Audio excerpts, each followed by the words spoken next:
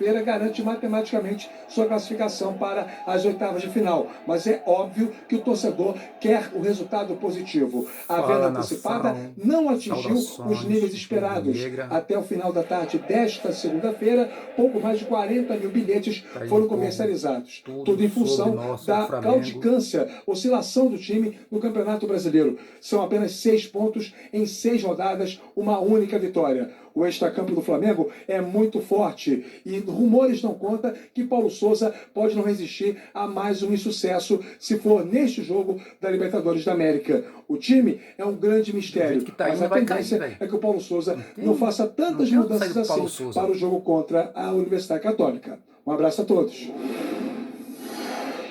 Valeu, Rafael Marques, trazendo as informações do Flamengo pra gente. E na tela este grupo, o Flamengo na Libertadores, grupo H, com o Flamengo líder com seus 10 pontos, Tadieres na sequência com 7, depois Universidade Católica, adversário do Flamengo amanhã com 4, e o Sport Cristal com apenas 1 pontinho.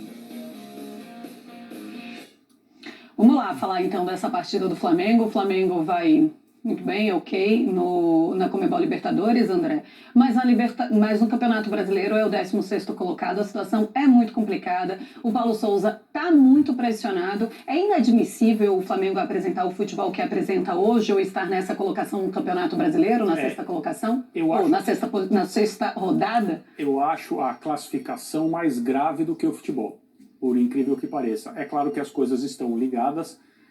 A classificação que o Flamengo tem é resultado dos pontos somados, os poucos pontos, muito mais dos pontos que esses perdidos do que somados. E eles, evidentemente, são resultados do desempenho do time. Mas eu continuo insistindo. O trabalho do Paulo Souza deveria estar num outro estágio. O time do Flamengo... Mas até agora não houve uma partida em que o Flamengo foi superado amplamente pelo seu adversário. Isso também não aconteceu no fim de semana contra o Ceará.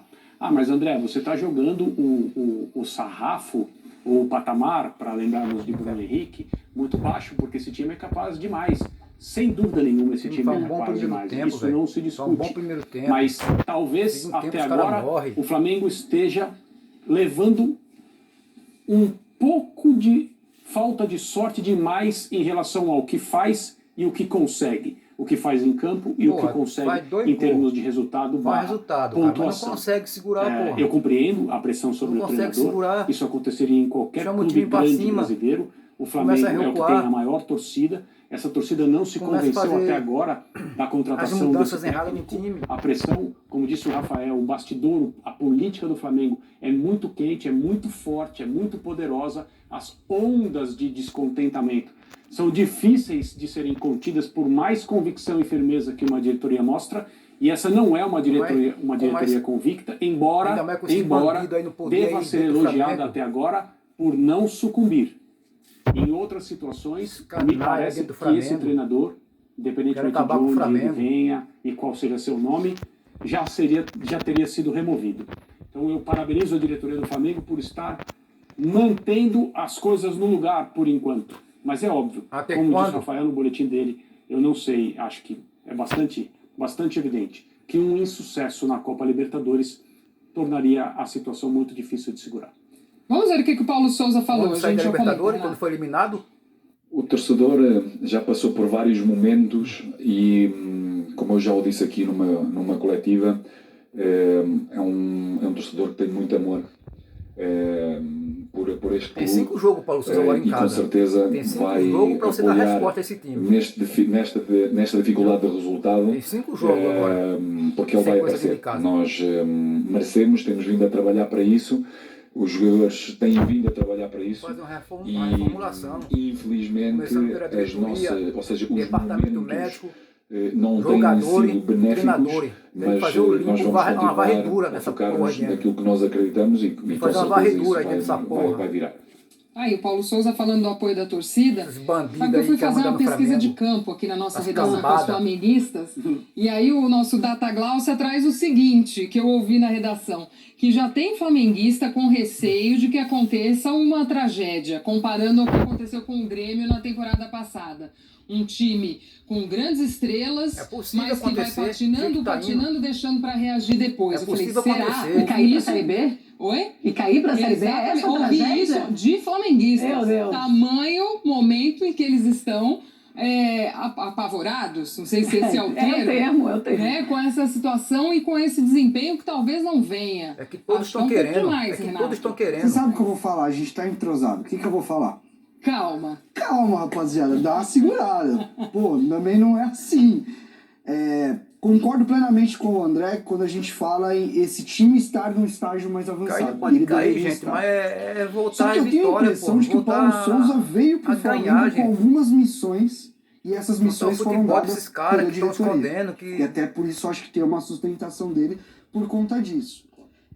Apesar de ela não ser tão drástica, é uma ruptura e o nascimento de novos nomes dentro desse time.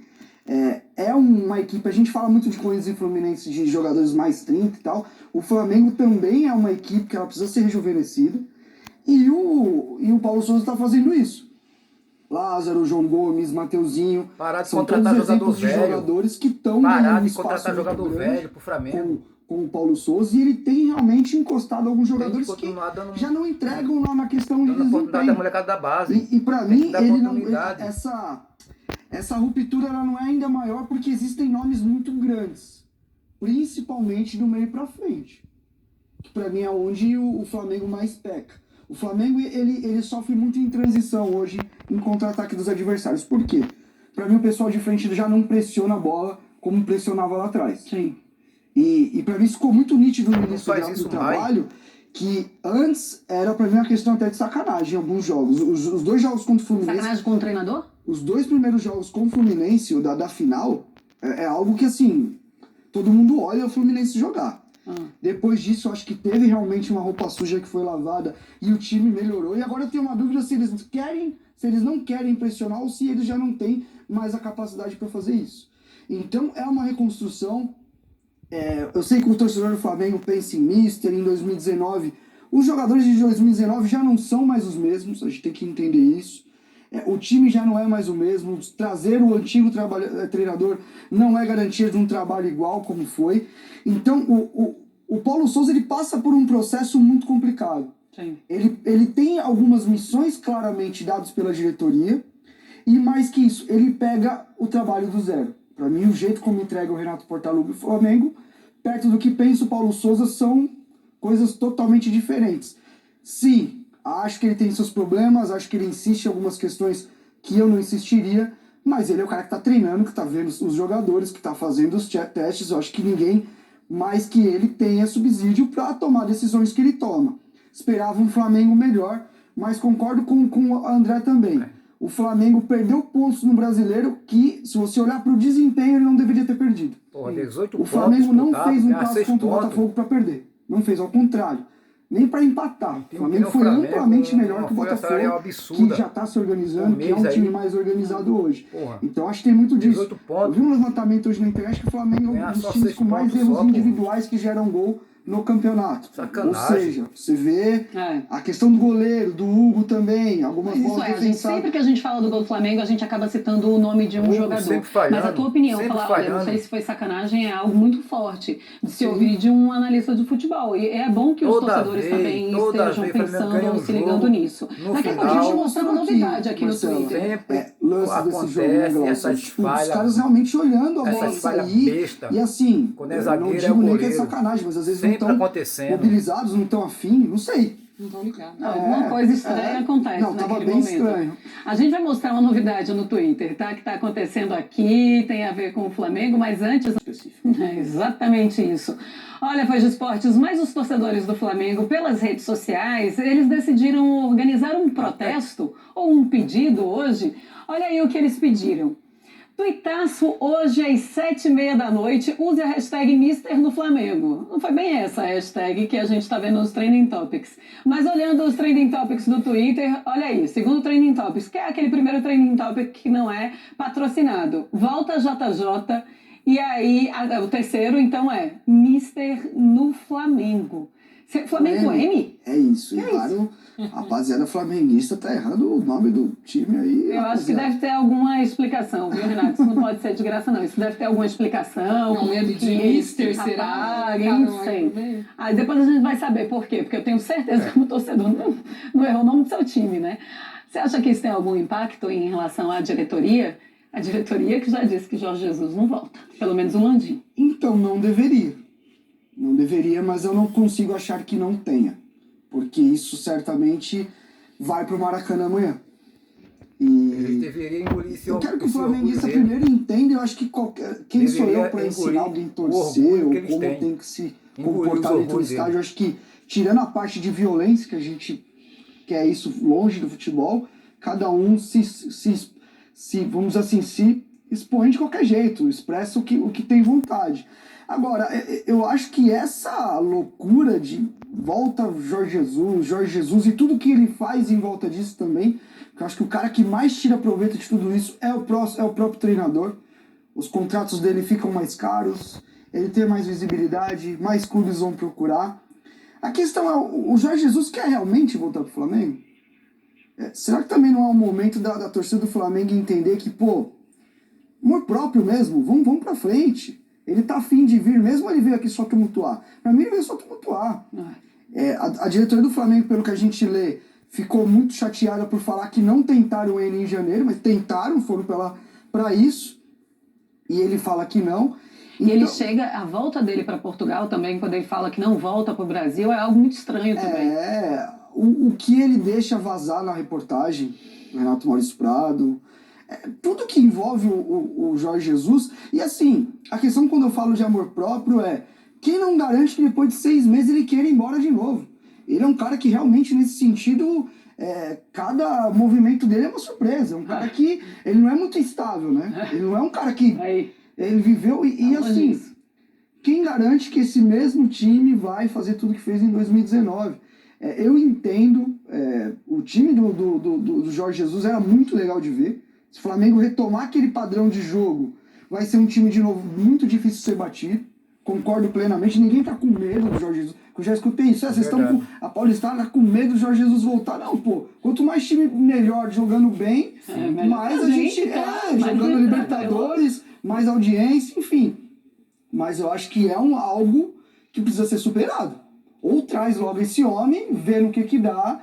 Aqui, ó, o Flamengo vai voltar ao Maracanã depois de quase um mês, né? O estádio ficou fechado. No dia 20 de abril, quando enfrentou o Palmeiras, saiu aplaudido. Isso aí. Né? E com méritos. Talvez tenha sido uma das melhores, talvez não, foi uma das melhores atuações do Flamengo do ponto de vista coletivo nesse ano, esse jogo com o Palmeiras. Esse foi logo depois das finais do Carioca mesmo. Quando eu falo que o time realmente... Esse foi um empate melhor jogo. Excelente. Não houve vencedor, não houve gol. E foi um tremendo jogo de futebol aqui no Brasil. Verdade. Entre dois times que estão entre os melhores. E uma competição franca, cada um no seu estilo. O Flamengo fez a sua parte muito bem. O Palmeiras também. Vira pra cá, os jogadores esconderam o futebol do A torcida reconheceu isso. Esconderam o futebol do agora há pouco. Esperava-se, a partir dali, uma evolução, principalmente coletiva, que não apareceu. Era um jogo para confirmar essa classificação de Libertadores e agora já começa a ganhar até um clima um pouco mais, não sei se hostil seria a palavra, mas mais pesado. Agora, com relação a essa história de Jorge Jesus, o Cuca entrou no papo também hoje, já como um dos possíveis nomes não, Cuca não, pro Flamengo. Cuca, pelo amor de Deus. E aí?